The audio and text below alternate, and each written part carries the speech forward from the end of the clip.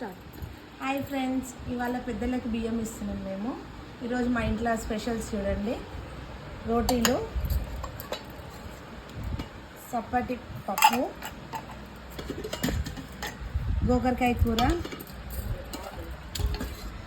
గుమ్మడికాయ కూర, దోసకాయ, పొట్లకాయ, బీరకాయ curry and one of the special పెరుగు చారు.